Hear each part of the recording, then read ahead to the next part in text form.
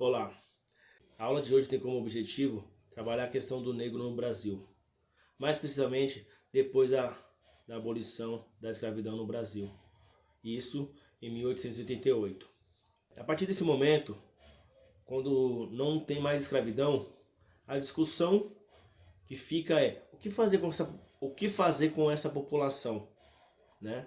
Então muitos pensadores na época criaram algumas teorias, algumas hipóteses, algumas teses. E uma dessas teses é a teoria do embranquecimento. O negro era visto como um ser inferior que iria trazer atraso para a sociedade brasileira a longo prazo. Então era necessário eliminar o negro da sociedade brasileira. A miscigenação aparece como uma grande solução para resolver esse dilema. As elites locais acreditavam que o sangue branco ia purificar o sangue primitivo dos africanos. Que com o tempo, esse ser negro, o negro, ia ser eliminado da nossa sociedade. Outra questão pertinente para a questão negra no Brasil, que traz reflexo até hoje, é a questão da democracia racial.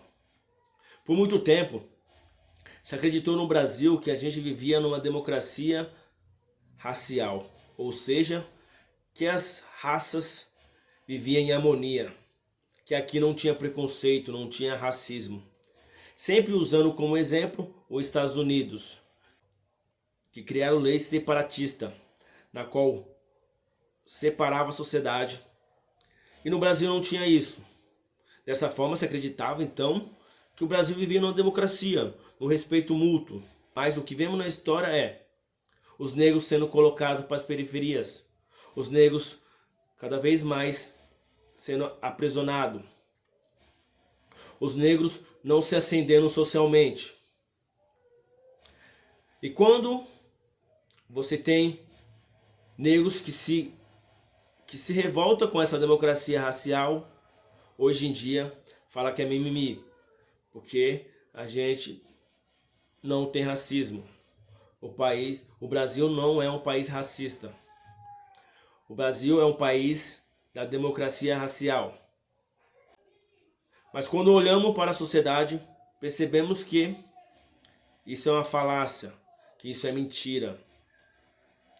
A desigualdade entre negros e brancos é muito grande.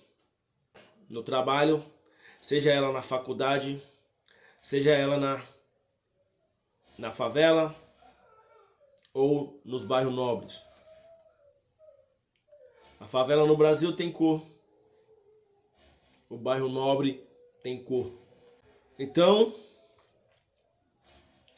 tanto o processo de embranquecimento como a democracia racial impediu que o racismo fosse discutido no Brasil, que tivesse uma discussão séria, porque partindo da premissa